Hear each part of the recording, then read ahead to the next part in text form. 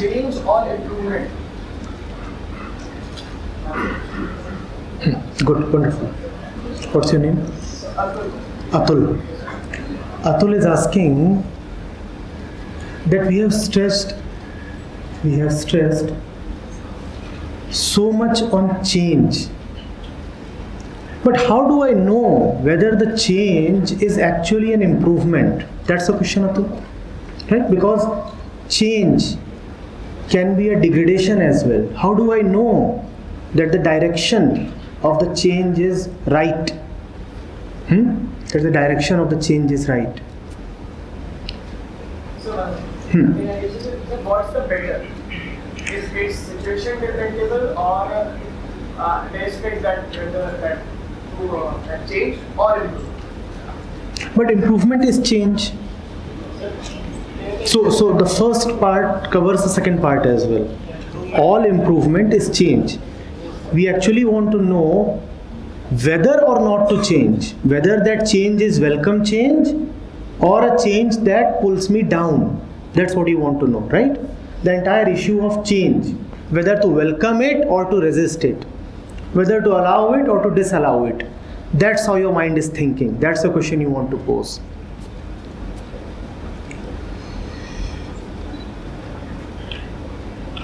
When you say change, you are definitely talking of something that changes. That thing that changes obviously is more important than the change, right? Let's first go to that because that's the central thing. That which changes. Remember, that which changes. Let's first talk of that, and that will help us understand whether or not to change. What is it that changes? What is it that can change? That is always changing. So you say attitude, somebody said mind. We are talking of that. We are talking of that internal change. Only that, the conditioning of mind, the ways of the mind, the patterns of the mind, they change. And that's the object of our discussion. We are not talking of external change. We are not talking of how the day changes into night. We are not talking of how nations change or seasons change. Our concern is the inner change. And when you say inner change, you are talking of the conditioning of the mind. Only that changes. Only that changes.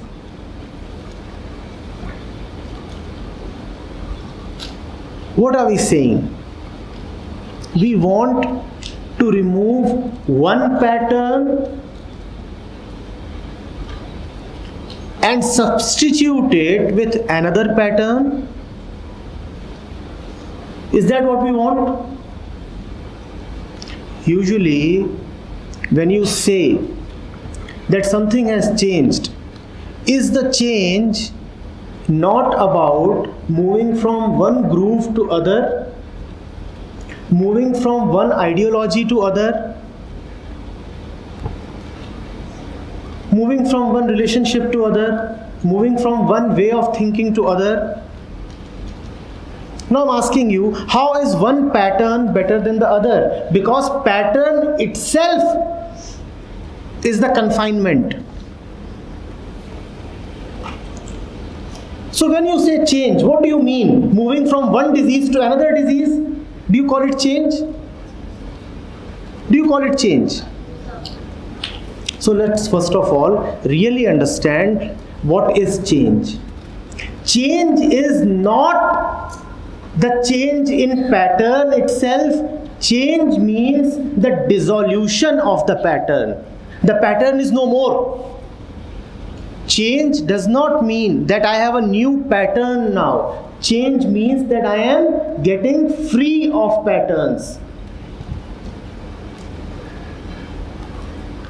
Though when you change from pattern 1 to pattern 2, then too it may appear that something has changed. I used to have one habit previously and I have another habit now. So superficially, it will appear that something has changed. But actually, nothing has changed. Actually, nothing has changed. You were in one ward of the hospital previously, and now you have moved to another ward. Superficially, it may appear something has changed, but one thing is common. You are still sick. Earlier it was a sickness of the kidney, now it's a sickness of the heart. The habit has changed. The name of the disease has changed. The particular local aspect of your condition has changed. But still you are a patient in the hospital, you are still sick. We do not want that. We are not saying that switch ideology. We are not saying that one way of thinking is better than another way of thinking. No way of thinking is better than any other way. There is a beautiful story by Khalil Gibran. There was a man who believed in one set of books, and there was another man who believed in another set of books. The first man believed in ideology A. The second man believed in ideology B. Let's say a communist and a capitalist. Let's say a theist and an atheist.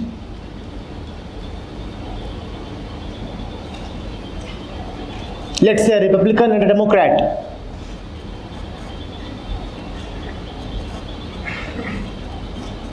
And they had a vociferous argument. They argued the entire day. At the end of the day, the first man had switched over to ideology B and the second man had switched over to ideology A. From A, the first one changed to B as a result of the debate. And the second man switched from B to A. Now, apparently, something has changed. But has anything really changed? We are not going to do that. We are not going to be deceived by superficial change. Right? So change is improvement only when change is dissolution. If change is substitution, then no change is welcome. Because it is not real change at all. Substitution is not welcome. From one girlfriend I am hopping on to another girlfriend. No.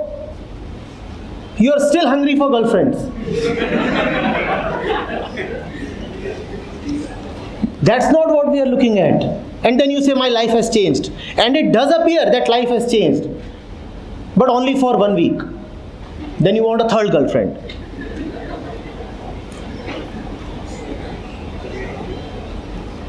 Or a boyfriend.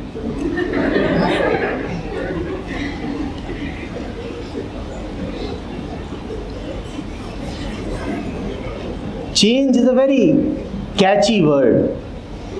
We all want change, right? But what do? We never let real change come to us.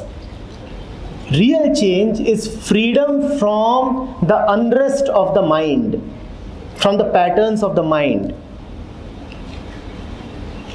We satisfy ourselves with cheap substitutes. We change our dress.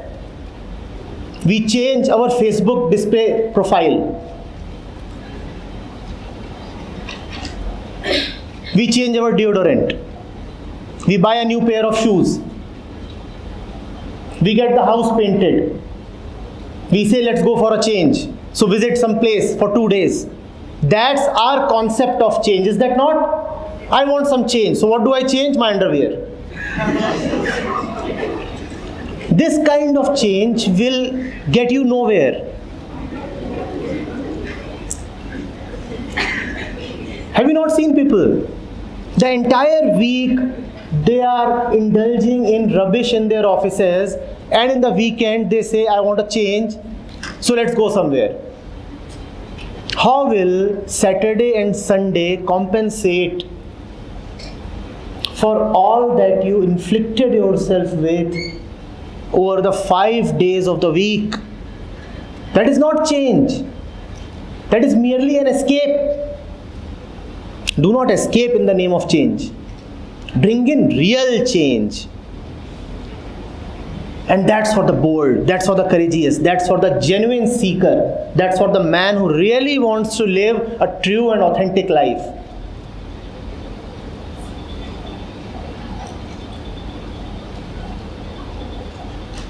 Getting it? Not changing of thoughts, that I have moved from sad thoughts to happy thoughts. Freedom from thoughts, that's real change.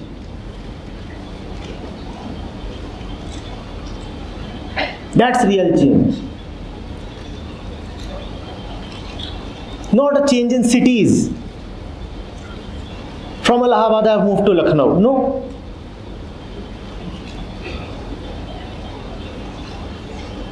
Real change is internal change. Right? My mind is not loaded anymore.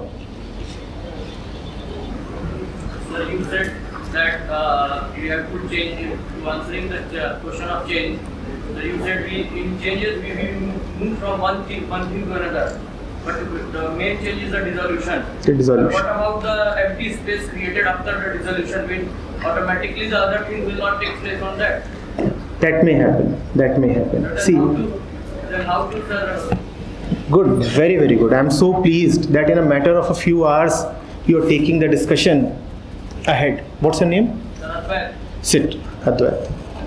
Advait is asking that, sir, you said that change is not about removing one stuff from this container and substituting it with another stuff, right? He says, sir, even if I empty the container, even if I remove stuff from it, something from here and there will certainly come. Advait, something from here and there comes into it only when something remains in it. That something that remains in it is called the tendency to attract. So when you are removing stuff from it, you also have to remove the tendency to attract external material from it. That tendency is technically called a vritti. A vritti. So not only do I have to remove the contents from here, I also have to remove the tendency from here. What does the tendency do? It attracts more and more content. That tendency is like a thirst. That tendency is a deep dissatisfaction. That tendency is a loneliness. It attracts something. It wants to get attached to something.